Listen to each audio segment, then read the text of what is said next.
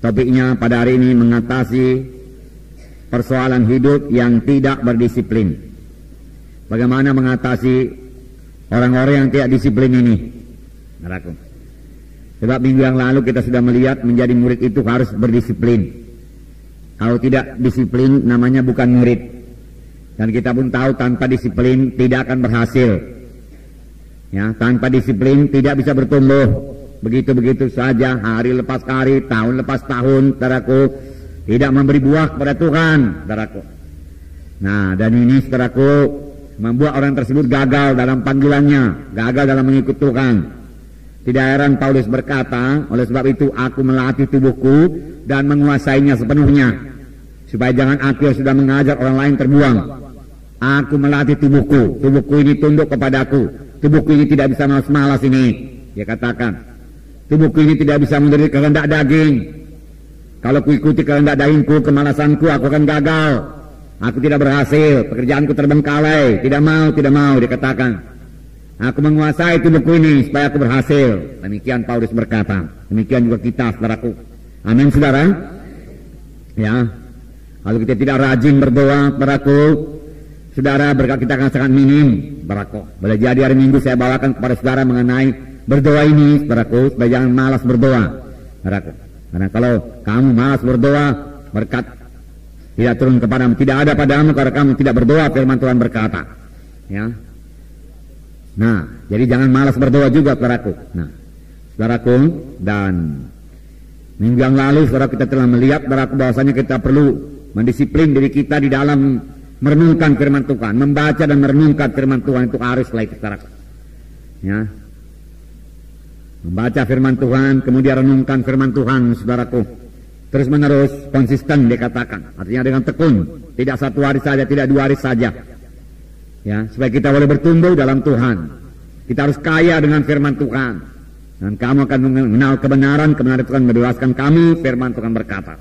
Nah, kemudian kita juga harus tekun, saudaraku, dalam berdoa. Doa yang konsisten dikatakan waktu itu. 1 jam per hari, saudaraku, ya. Bersekutu dengan Tuhan, komunikasi yang 2 arah, kita mendengar suara Tuhan, saudaraku, karena Tuhan bicara kepada kita, kemudian kita mematuhinya dalam hidup kita, saudaraku. Kemudian Tuhan mendengar doa kita dan Tuhan menjawab doa kita, saudara.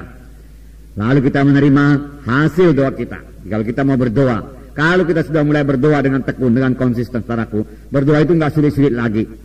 Selalu terus ada hubungan kita dengan Tuhan, saudara.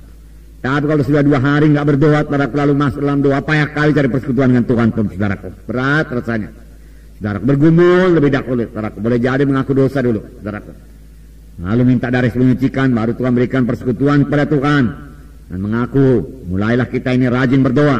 Nah, kemudian saudaraku, juga kita mendisiplin diri kita supaya kita ikut kebaktian. Semua kebaktian, kegiatan-kegiatan, ya. Ibadah di dalam tubuh Kristus. Kita tidak bisa memisahkan diri kita daripada tubuh Kristus, saudaraku. Menjadi orang Kristen nggak bisa sendiri-sendiri, saudaraku. Kita harus, saudaraku, punya hubungan dengan tubuh Kristus, anggota-anggota tubuh Kristus yang lain, anak-anak Tuhan yang lain. Kemudian kalau kita mendisiplin diri kita, jangan malas untuk melayani, ya, jangan malas mengunjungi, saudaraku, jangan, saudara. Nah, saudara yang kasih dalam nama Yesus, saudaraku. Kita semua adalah pemberita Injil. Ya. Kita semua saudaraku, anak-anak Tuhan, ikut menggenapkan perintah agung.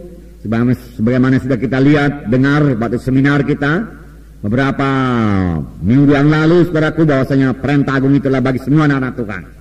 Semua itu hanya bisa dilaksanakan, saudaraku, dengan berhasil kalau hidup kita berdisiplin. Amin, saudara. Kalau hidup kita tidak disiplin, saudaraku, ya, tidak berdisiplin, maka kita tidak akan bisa mengenapkan perintah agung dalam hidup kita. Kalau hidup kita tidak berdisiplin, saudaraku, maka doa kita juga tidak akan teratur, saudaraku. Ya. Maka kita tidak akan mengalami berkat Tuhan sepenuhnya, saudaraku. Oleh sebab itu sekali lagi firman Tuhan berkata, Tuhan Yesus berkata, barang siapa mau mengikut aku, dia harus menyangkal dirinya, mengangkat salibnya, mengikut aku. Dan Paulus berkata, aku melatih tubuhku dan menguasainya sepenuhnya, supaya jangan aku yang sudah mengajar orang lain terbuang. Karena saya tubuh kita ini. Haleluya. Nah, saudaraku, kita membaca dari lembaran. kita melengkapi firman Tuhan minggu yang lalu mengenai murid yang berdisiplin. Ini tambahannya ya. Hari ini karena minggu yang lalu saudara kita sudah melihat ya, contoh-contoh pun diberikan. Kalau hidup berdisiplin itu contohnya apa saudaraku? Nomor satu waktu itu apa?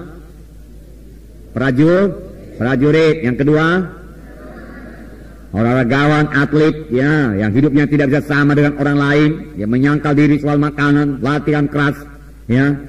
Demikian juga prajurit latihan keras karena memakai selengkap senjata ya.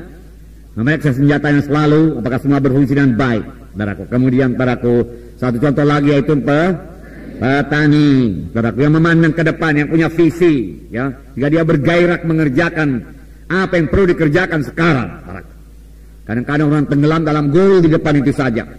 Tapi apa yang perlu dikerjakan saudaraku sekarang ini, besok, lusa, seminggu, 2 minggu, 3 minggu untuk mencapai gol itu, dia lupa, saudaraku. Ada petani tidak demikian. Karena dia melihat ke depan, saudaraku, dia akan menuai, saudaraku, 100 kali ganda. Maka apa yang perlu dia kerjakan sekarang ini, dia kerjakan, saudaraku. Dia cabut rumput-rumput, saudaraku, dia berikan pupuk, saudaraku, dan lain sebagainya, saudaraku. Dia lihat apakah ada hama, apakah ada wereng, saudaraku. Lalu segera dia tanggulangi, saudaraku, karena dia melihat hasilnya. Kadang-kadang banyak anak-anak Tuhan terbuai hasil 10.000, oke 10.000. Tapi menuju 10.000 itu, saudaraku, dia tidak berbuat apa-apa, nggak bisa. Ya, harus bekerja keras untuk mencapai 10.000 itu. Amin. SKS saudara harus berbelah, hitung, saudaraku, hitung. Ya, ini sudah berapa bulan ini, saudaraku, kita ini, saudaraku. Sejak dari tahun baru, saudaraku, sudah 6 bulan. Sudahkah SKS saudara berbelah, saudaraku? Nah, kalau belum, saudaraku, berarti saudara perlu lebih mendisiplin diri lagi. Amin. Ya. Jangan terus kepada visi, terus goal saja, saudaraku. Kamu mendisiplin diri kita. Nah, kita baca lembaran. Hari ini kita lihat mengenai jalan keluar bagi orang-orang yang hidupnya tidak berdisiplin. Bagaimana jalan keluarnya kalau memang hidupnya tidak disiplin? Ya, selalu terlambat bangun, malas melayani, apa kita berbuat? Ya. Tidak cukup hanya mengetahui saja, tapi kita perlu memiliki hidup yang berdisiplin. Ya, saudara tahu saja, saudaraku, seperti minggu yang lewat, perlu disiplin. Kalau tidak disiplin, maka saya akan gagal. Tidak disiplin, saya tidak bisa berbuat. Tetapi saudaraku, saudara belum juga disiplin. Nah, saudara nggak tahu bagaimana jalan keluarnya, nggak guna. Tidak cukup hanya mengetahui perlunya disiplin, saudaraku. Kita juga perlu mengetahui kalau memang kita belum disiplin, bagaimana jalan keluarnya, bagaimana mengatasinya. Amin, saudara. Ini berarti kita harus mengetahui bagaimana jalan keluar dari hal tersebut. Dapatkah kita tertolong? Memang hal ini amat sulit diatasi, saudara. Tapi dapat, amin, saudara. Dengan pertolongan Tuhan tentunya. Ya, sebab dalam Tuhan kita ini sudah menjadi kejadian yang baru. Perkara lamanya, perkara baru sudah timbul. Amin, saudara. Dan Tuhan telah memberikan Roh Kudus kepada kita, di mana dikatakan, jika dengan Roh itu kamu mematikan perbuatan tubuh, maka kamu akan hidup. Jadi cukup kelengkapan diberikan oleh Tuhan. Yang perlu bagi kita, sama seperti yang Paulus berkata, bertindak. Latih tubuh kita ini terkuasai sepenuhnya. Nah, dalam pembimbingan pribadi, kita sering menjumpai hal-hal seperti ini. Menjumpai itu.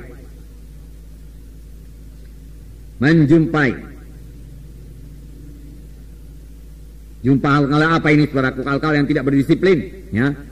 Apa ya, aku nggak bisa bangun pagi-pagi, aku nggak bisa berdoa 1 jam, dia katakan. Ya. Aku nggak bisa mengunjungi, dia katakan, nggak ada waktu ku mengunjungi. Nggak ada waktu ku baca firman Tuhan. Selalu kita jumpai itu. Mengapa kalau Tuhan memberikan waktu cukup bagi kita 24 jam, 1 hari 1 malam, saudaraku. Ya. Betulnya kalau kita atur, saudaraku, waktu-waktu itu dengan baik, ya, maka kita, saudaraku, punya cukup waktu untuk membaca firman Tuhan, merenungkan firman Tuhan, dan melayani. Ya, kita bisa berbuah. Karena sebenarnya untuk itulah kita dipanggil Tuhan. Nah, saudara, jadi sering kita jumpai itu, saudaraku, di dalam pembimbingan, saudaraku. Nah, sering jiwa membuat alasan. Ini memang sudah pembawaannya, sehingga mereka merasa tidak bertanggung jawab untuk berubah karakternya. Saudaraku, ya memang ini sudah pembawaan saya, sifat saya ini nggak bisa lagi berubah, dikatakan. Sehingga mereka, kalau kita saudaraku berpendapat itu pembawaan nggak bisa lagi berubah, ya, maka saudaraku itu akan terus melekat kepada kita. Padahal firman Tuhan tadi berkata, siapa yang ada dalam Kristus, ialah kejadian yang baru. Perkara lama sudah lenyap, yang baru sudah timbul. Bahkan Filipi 4 ayat 13 berkata, segala perkara aku cakap menanggungnya di dalam Kristus Yesus yang menguatkan aku, yang menolong aku. Amin, saudara. Segala perkara, segala persoalan bisa diatasi dalam Yesus Kristus, yang termasuk persoalan penyakit. Amin, saudara. Ya, karena roh Tuhan menghidupkan tubuh-tubuh kita yang fana. Haleluya.